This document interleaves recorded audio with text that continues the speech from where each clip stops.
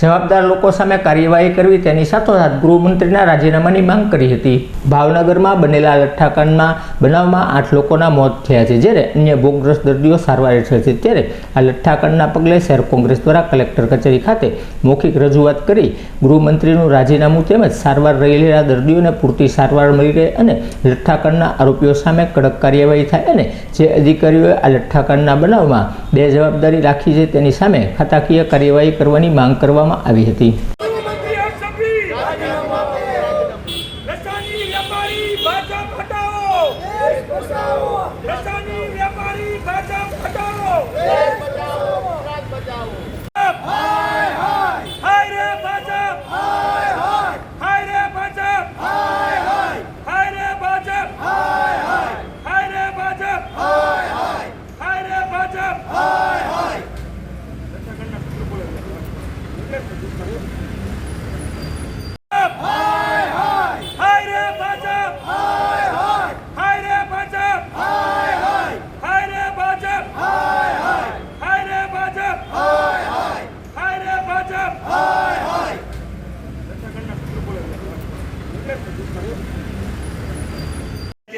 આપણી પાસે ખાસ રજૂઆત કરવા એ માટે આવ્યા છીએ કે અત્યારે જે ભાવનગરની પરિસ્થિતિ છે, આ લઠ્ઠાકાંડ જે ભાવનગરમાં અત્યારે ઉદ્ભવ્યો છે ને કેટલા લોકોએ પોતાનો જીવ ગુમાવ્યો છે।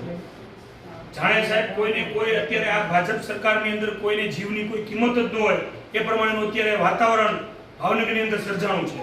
જો આપણે રોજિંદનો બોધપાઠ લઈએ તો આ બનાવ બનવો ન જોઈએ। રાજ્યના ગૃહમંત્રી જ્યારે માત્ર ને માત્ર રીલ બનાવી અને વાહવાહી મેળવે છે તો આવા બનાવો કેમ બને છે? ગાંધીના ગુજરાતમાં સાહેબ દારૂબંધી છે, દારૂ આવ્યો ક્યાંથી છે?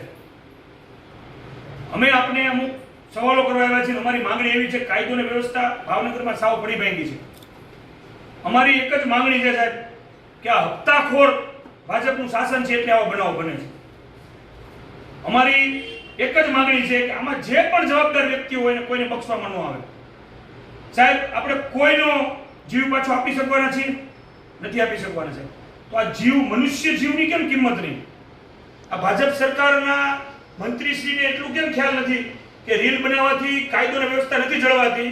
કાયદો અને વ્યવસ્થા જાળવવા માટે નક્કર મોરલથી કામ કરવામાં આવતું હોય છે સાહેબ। અત્યારે સરકારમાં માત્ર ને માત્ર હપ્તાખોરીની હિસાબે અત્યારે આટલા 7 લોકોના પોલીસ તો એની રીતે કડક એક્શન લેશે।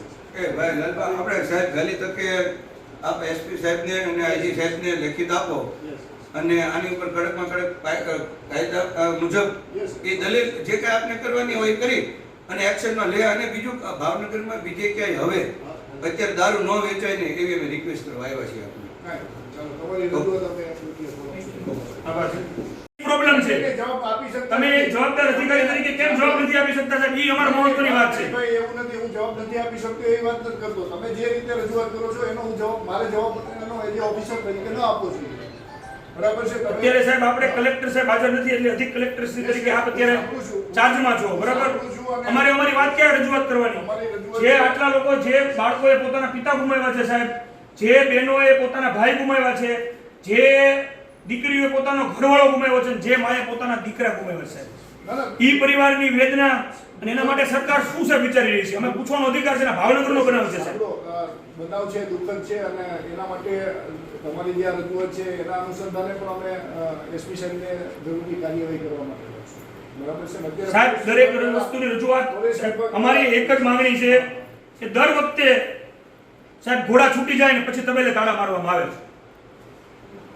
આ સત્ય વાત છે। આ ભાજપની સરકારમાં આ લઠ્ઠાકાંડ જે ભાવનગરની અંદર બનાવ બન્યો છે, કેટલો શર્મસાર બનાવ છે એ સૌએ જોયું, છતાં ગાજવાને બદલે લાજવાની વાતમાં રહે છે। હર્ષ સંઘવી ગૃહમંત્રી તરીકે એકદમ ફેલ છે, એને તાત્કાલિક ધોરણે રાજીનામું આપવું જોઈએ। અમે આજ રોજ કલેક્ટરશ્રીને એ જ રજૂઆત કરી કે આ બનાવમાં 7 કરતાં વધુ લોકોના મૃત્યુ થયા છે, છતાં હજી અત્યારની સ્થિતિએ પણ દારૂ અવેલેબલ છે ગમે ત્યાં। શું કામ? કેમ દર વખતેની જેમ ઘોડા છૂટી ગયા પછી તબેલે તાળા મારવાના? આ એક મોટો હત્યાકાંડ કહી શકાય। આ હપ્તા ખાનારી ભાજપ સરકારનો હત્યાકાંડ છે। હત્યાકાંડથી વિશેષ કાંઈ નથી। એટલે હપ્તા ખાનારા લોકોને જે સમર્થન કરે છે ને રાજ્યના ગૃહમંત્રી, એ તાત્કાલિક ધોરણે રાજીનામું આપે, એ જ અમારી આજની રજૂઆત છે। આગામી દિવસોમાં પણ અમે કડકમાં કડક રીતે અને ઉગ્રમાં ઉગ્ર રીતે અમારું આંદોલન થશે. જેના કોઈ પણ જાતનો અનિચ્છનીય બનાવ બને તો એમાં જવાબદાર રાજ્યની ભાજપ સરકાર રહેશે.